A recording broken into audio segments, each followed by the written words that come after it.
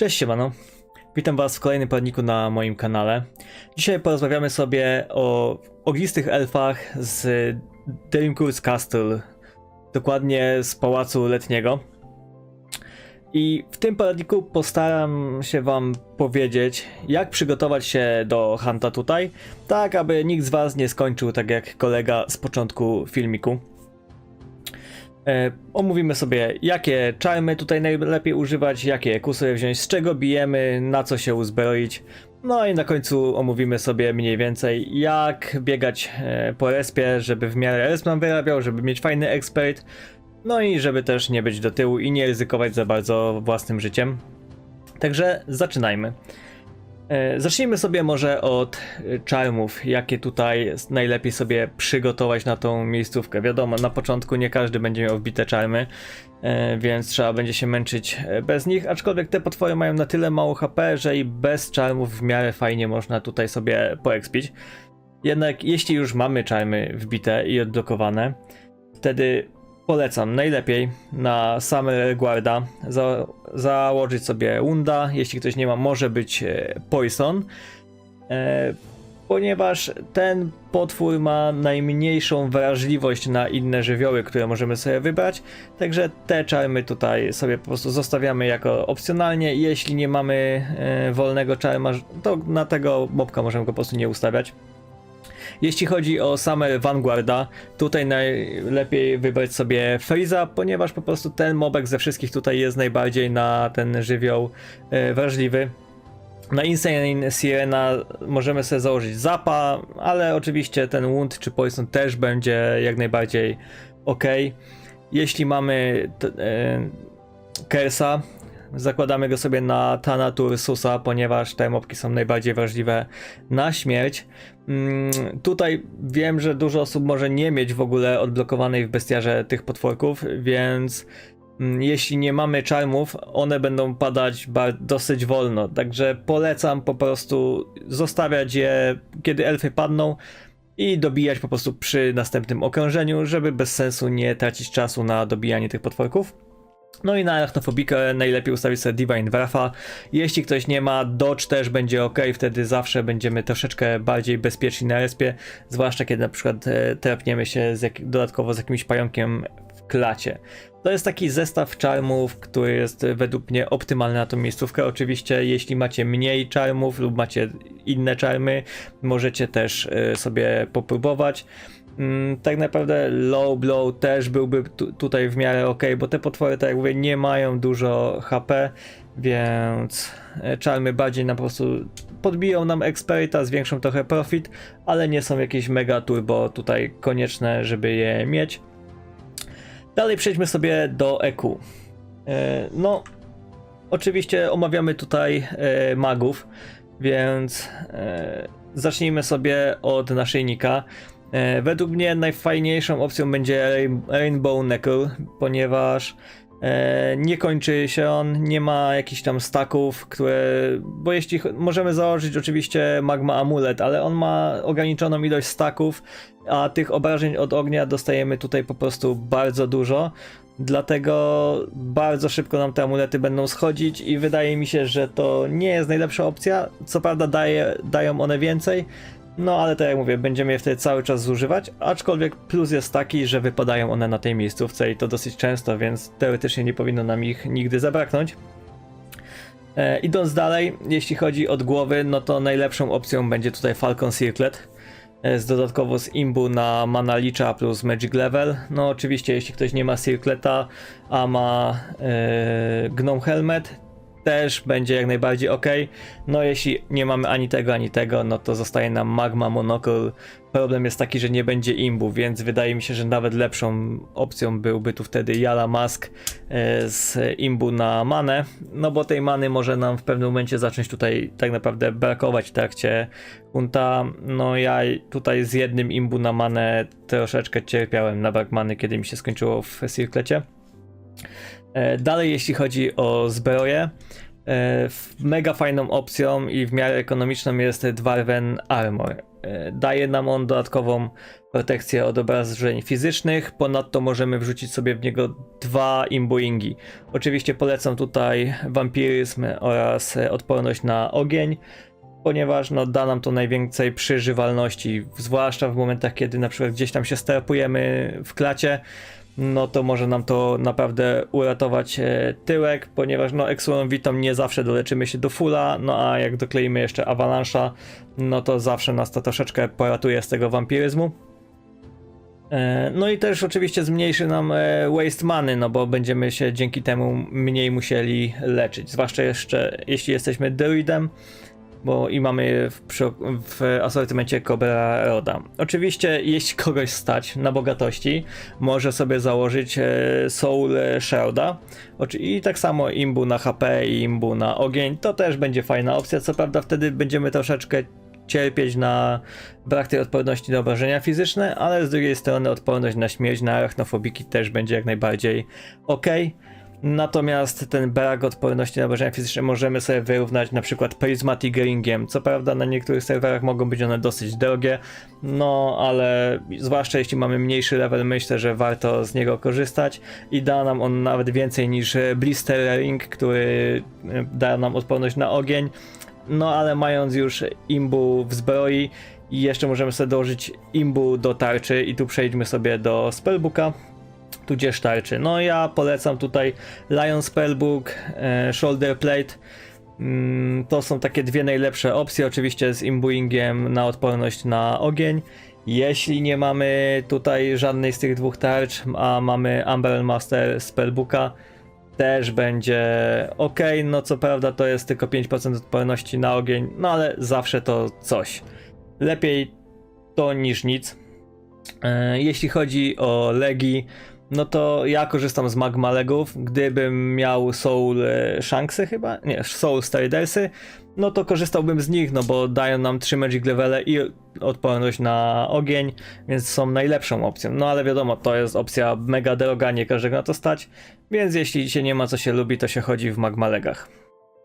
W Arrow Slota wkładamy sobie Suncatchera, ewentualnie Moon Mirror, żeby zwiększyć odporność na śmierć, ale tak jak mówię, główne obrażenia na tym respie to będzie ogień i obrażenia fizyczne. Tą śmiercią tak bardzo się nie przejmujemy, no przynajmniej dopóki nie wpadniemy w trapa z 2 czy 3 arachnofobikami, no ale na mniejszym levelu to nam już nie zrobi różnicy, bo i tak prawdopodobnie nas zmiotą z mapy.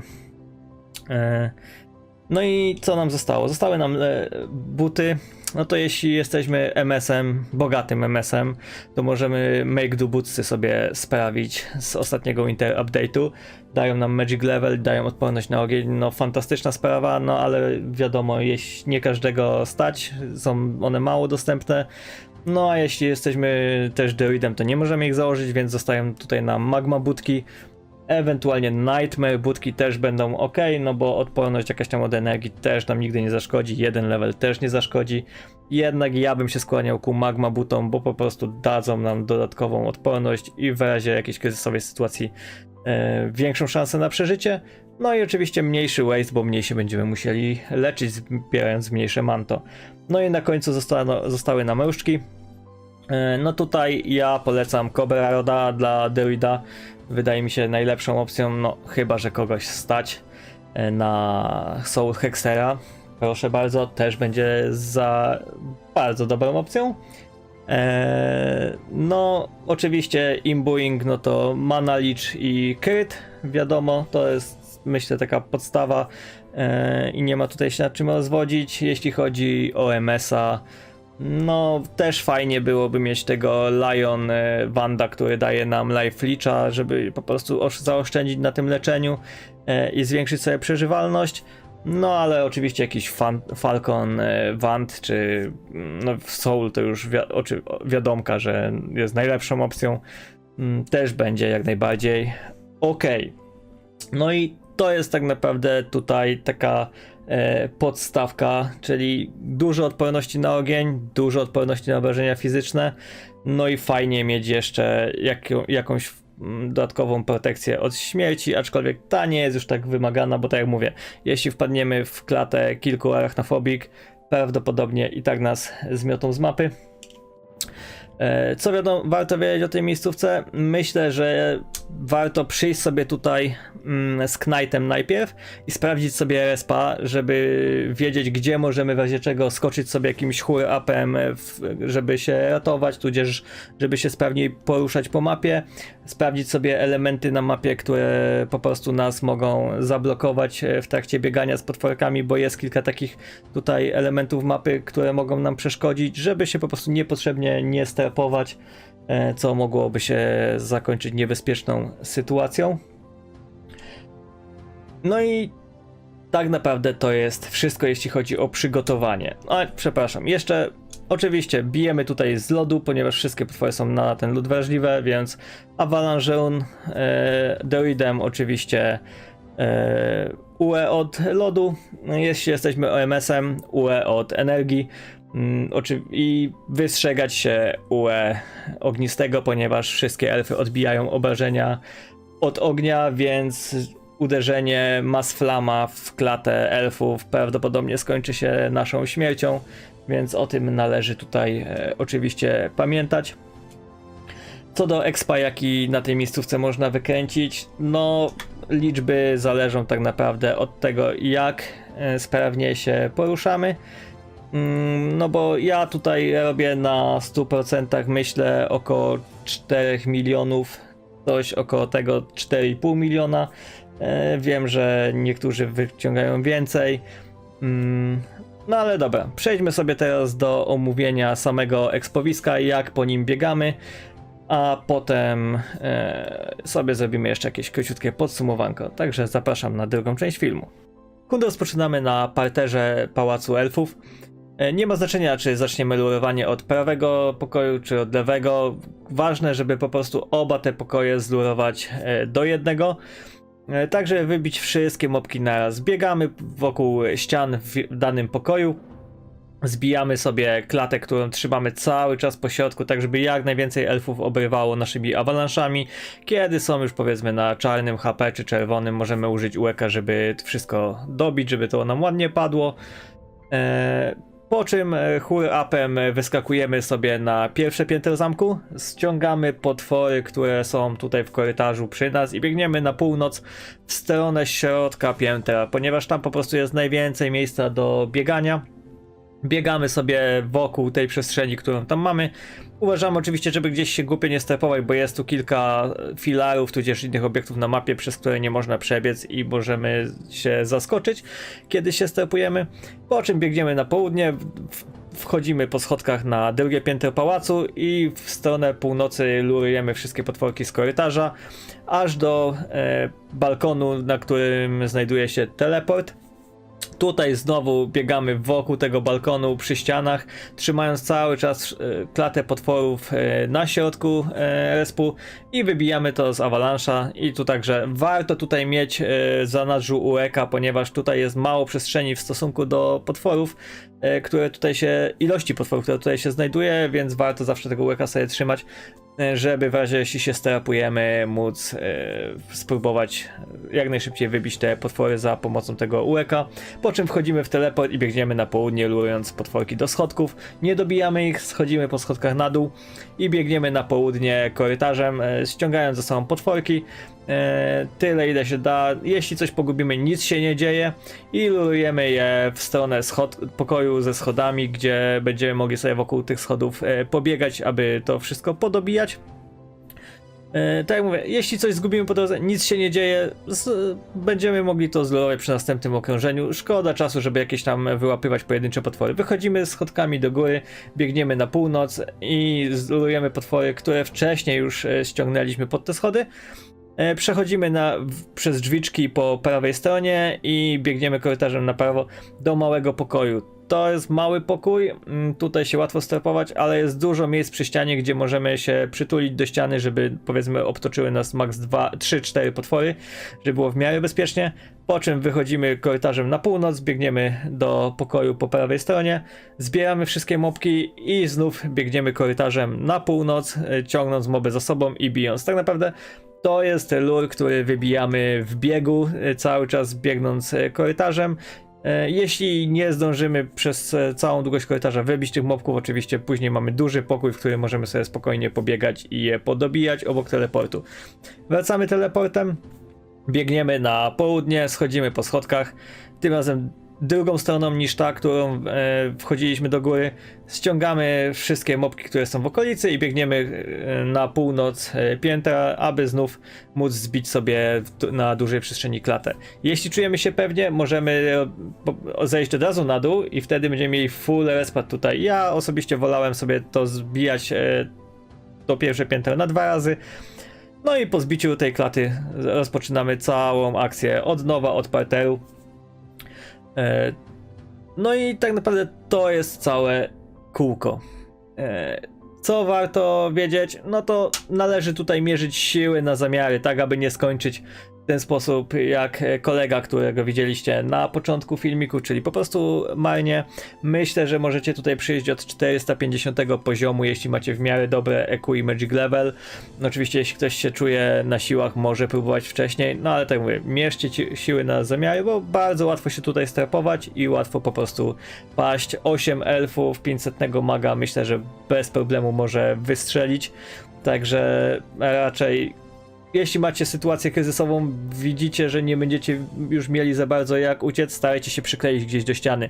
Zawsze to lepiej mieć na sobie 5 elfów niż 8. Daje nam to dużo większą szansę na przeżycie.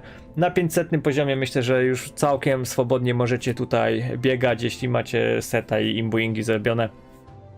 No i liczby, jakie tu można wykręcić, no ja z boostami, z perjami tutaj kręciłem ponad 12 milionów, nawet 14, myślę, można tutaj spokojnie z perjami na expa wyciągnąć.